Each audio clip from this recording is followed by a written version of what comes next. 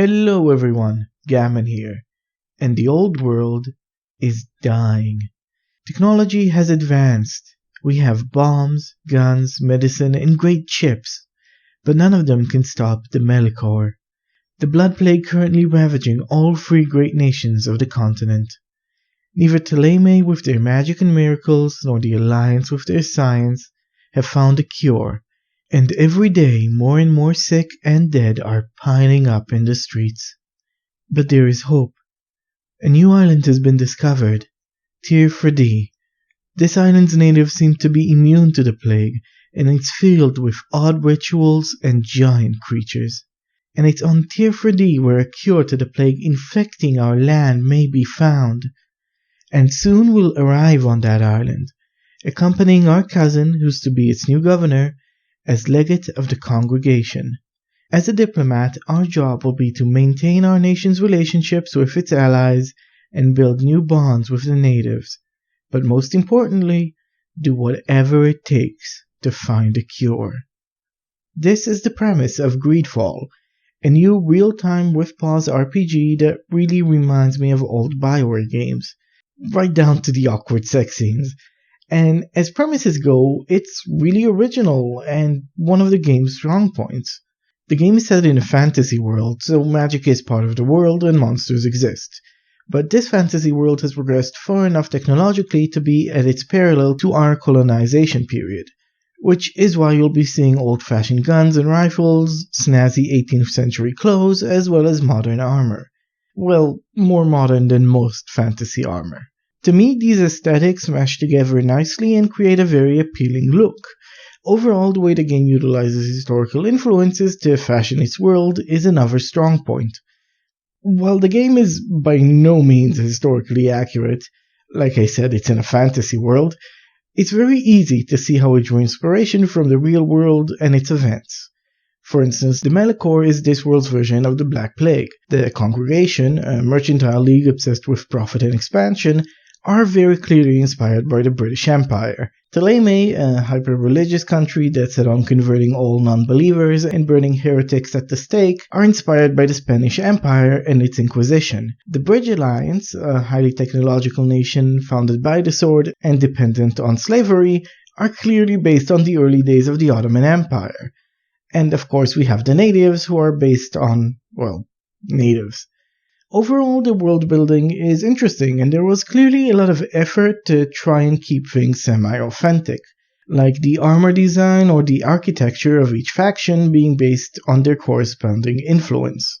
The same can be said about the natives, who take inspiration from multiple different real-world regions to blend together Native American as well as African aesthetics to create a very interesting look. Another strong point of the game is its overworld. There's a lot of cool hidden places to find, a lot of new paths to discover, especially if you put some points in vigor, and some good variety in the environments, though they mostly focus on forests, swamps, caves, and ruins. There's a lot to explore on Tir Freddy, and the island is lovely to look at. The first time I went out to the island proper and looked at the volcano in the distance, it reminded me of Morrowind, and the first time I looked up at the sky and saw two moons. While Tir Freddy isn't nearly as alien as Morrowind, it's just strange enough to invoke a sense of mystery and a desire to explore. The main story itself is also very good. It revolves around discovering the mysteries of the island and finding a cure to the sickness infecting your continent. Everything from the main and side quests, to the aesthetics, to the way the game is designed, plays into the theme of exploration and creates a game that puts exploration at its heart. Which is why it's disappointing that the game very clearly lacked the money or the time to polish itself and its gameplay, which made the experiences of visiting new places lose its luster at around mid-game. The three main areas where the game has massive flaws are world design, quest design, and gameplay design. Let's start with the world. So let me make this clear, the world is beautiful in terms of scenery. The problem we'll be talking about has nothing to do with graphics. It's about reused assets, a non-reactive world, and bugs.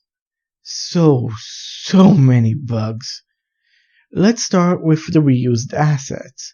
While this is an expected problem with most open-world games, the degree and the amount with GreedFall is way over the line for me, and it makes no effort to hide just how often some assets are being reused. So for instance, there are 3 main cities on Tier 4D, and in each of them, the tavern is the exact same structure. And the same is true for your residents, the palaces, the houses, and even tribal huts from different tribes all look the same. Also, harbor masters all have the exact same office. The reuse of assets is blatant. It's very literally the exact same structure, but with models of different characters loaded in. There's also a lot of reused faces and a lot of reused voices. It won't take long for you to start seeing the same person again and again, but wearing a different hat or wearing a monocle or whatever. It's very clear that these guys were on a budget and they didn't hide it very well. The complete lack of variety hurts the game, as it takes away any sense of wonder and it really hurts immersion. You're reminded this is a video game every time you go and visit a place that has a reused asset, which is a lot. You'll be visiting these locations a lot. So yeah, you will be constantly taken out of a game, and every time you're, say, going to a tavern in a new city, you already know exactly what it looks like. The same for your residence, the same for the palace. There is absolutely no sense of wonder or any need to explore. And the really unfortunate thing is, there was clearly an effort put to make this world look real and alive. So for instance, the outside of each palace looks distinct and different. They look like they fit into a different faction, which makes it even more jarring when you walk past the door and they all end up being, well, the exact same place. Now, the problem of reused assets is thankfully reserved to the big cities and settled areas like tribal villages, but it doesn't impact the overworld quite as much. What does impact it is how unresponsive it is to your actions. In general, you want the world to react and change based on your actions, especially when the game gives you choices and makes a big deal out of you picking the right one. However, this world is very, very static. A battlefield will always be a battlefield. Nobody will ever come to reclaim the corpses or bury them, even weeks after the battle was over. You can do a quest to help a few merchants in your starting town, but none of them will treat you any differently or say anything when they see you. They'll act exactly as you did before you did the quest. You can solve a problem a village has with aggressive monsters, but these monsters will never disappear, and the villagers will never actually treat you any differently or start having a new routine. While some NPCs move, it's always in town and always nameless NPCs that are just there to be window dressing. None of them have any form of routine, and they're just basically puppets. Other than a single late game quest that will add a few high-level monsters to the world map and slightly change a few locations, there is absolutely no reaction from the world to anything you do. Not time of day, not quest results, nothing. And even the change I talked about is literally just a few corpses that will, by the way, remain there forever, despite the fact they really should have been cleaned up the moment you left. The world is utterly static, and by the time of the end game, it will look exactly the same as the day you arrived. Much like the way assets are reused, this really hurts immersion as well as the exploration, because once you're done with an area, once you've seen all of it, well, you're done. There's nothing more to see. You'll never see anything new. You'll never see anything exciting in that place again. It's completely dead and boring now. And that's a real shame, because you'll never want to return to that area, but many quests will send you to that area again and again to do something. Now, if the world changed, depending on the quests or depending on your past actions, then going back to the same area wouldn't be a problem, because you'll be seeing a lot of new things and you'll see them as interesting consequences of things that you've done. But instead, because it's completely static, well, you're just bored out of your mind. Now, it actually also really hurts immersion, because some quests are deeply personal and have important revelations about yourself or about something else, and the world will never reflect that. You'll end a quest with a big discovery about something huge, and that's it.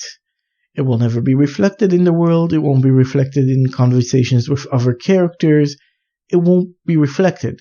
that's it. You've had the moment, now the moment's gone, and it might as well not have happened. It takes away a lot, and it's just really, really annoying. And then there's the bugs. Models often get stuck T-posing after you kill them, or will just remain there forever. There's some texture pop-in and some invisible walls, in gaps and slopes that seem like you'll be able to squeeze through them or slide down with ease. While they're not that noticeable at first, all three problems combine to create a world that's fun to explore once.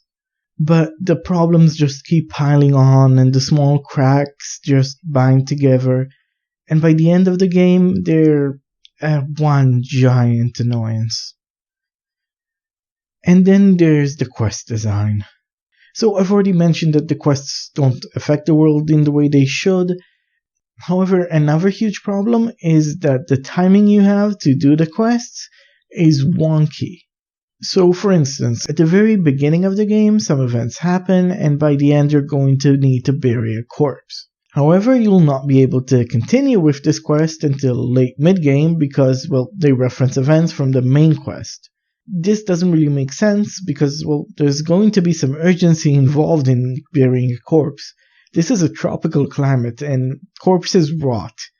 They rot fast. Another would be a quest involving the city of Hikamet, where you won't be able to continue the quest because, well, like before, it references events in the main quest. Now let me just repeat that. You won't be able to continue the quest. You can absolutely start it, and you can finish it, but you won't get recognized as if you finish it and given the continued quest until much, much later in the game. So essentially, personally, I thought it was a bug. And I only realized after I done it that no, this wasn't a bug, this just was really, really bad quest design, and this is how it was supposed to be. This creates incredibly weird timings where it becomes really unclear why you can do some things and can't do others. This becomes really odd, like you can start things but you can't finish them, or you can finish them but you won't get the next quest until much later for no apparent reason, despite it being very, very obvious that there's another quest in this quest line. It's really frustrating and it's really confusing, and basically you'll end up finishing all the quest objectives and then wonder why you can't report it to the quest giver, or get any acknowledgement, or get any kind of clue on how to continue on to the next quest. Oh, and don't get me started on how bad the camera is during some of the conversations you have, or how robotic your companions act. Also, you have your party member quests, and they're a giant mixed bag. Some of the party members are going to be flashed out and have really interesting side content and really interesting side quests, and others, not so much.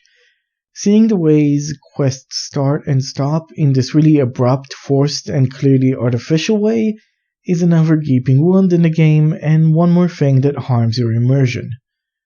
Now, the third problem, and I'll try to make this brief because this is getting long, the third problem is how broken the gameplay systems are. Now, this is admittedly a bit of a personal problem, but it's really easy to min-max the fuck out of this system. So let's use science as an example. Science has 3 ranks. Now, you don't actually need to put 3 ranks in it to get all the benefits. Through crafting, you can make any chess piece give you +1 in science.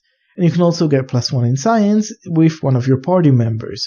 This means you can get all the benefits out of +3 in science by putting just 1 point in science. Now, you'll only need to be using science next to a workbench, so it's really easy to swap in Afra, which is the party member that gives you +1 in science, and put on some form of clothing that you imbued with +1 science, and then just craft whatever the fuck you want before you switch out to your armor and to your normal party members. The same thing is true about craftsmanship. So it's really, really easy and really simple to abuse the crafting mechanics in this game. But let's put these aside and talk about guns. Guns are fucking crazy. They do significantly more damage than anything else in the game.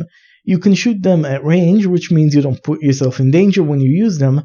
They're common drops from fairly weak enemies, and there is absolutely no reason not to use them repeatedly. Yes, they require bullets, but bullets are dirt cheap to buy, easy to make, and admittedly I did run out of bullets once during the late game, at which point I used my 1 point in alchemy to create 1000 bullets and finished the game with over 700 bullets remaining. Yeah, there is no real drawback to shooting things, and all things fall to the power of Gun. Gun is almighty. All hail Gun. The gun is good. The gun is good! The gameplay isn't balanced, the weapons aren't balanced, and the ways to exploit the system are so simple a child could figure it out. This takes a lot of the challenge and enjoyment out of the game's fights, because, believe it or not, just sitting back and pressing the 2 button isn't very exciting. So I spent most of the video talking about the game's flaws, because they're glaring and they take a lot out of the game, and they needed to be mentioned because, well, they're there, they're very real, and they're going to make some people regret buying this game.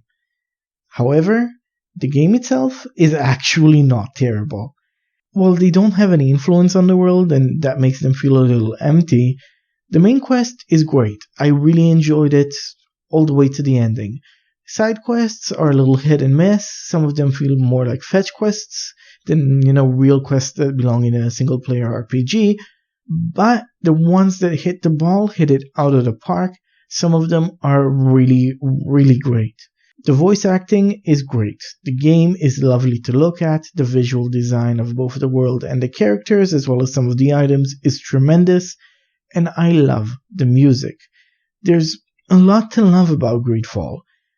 Honestly, this game feels like if it just had a bit more budget and another 6 months to polish itself, it could have been great. However, in the state it's in, I cannot recommend GreedFall to anyone at full price. And personally, I don't see myself playing it for a second time. However, if you ever see GreedFall, let's say 50 to 70% off, consider giving it a chance. It has a pretty good story, some amazing moments, a very, very beautiful world that feels alien and fascinating, lovely environments, and that classic 90s RPG feel. Though admittedly mired by bugs, poor gameplay design, and a static world that will eventually transform from fascinating to annoying. Anyway, that should be enough for now. Thanks for watching.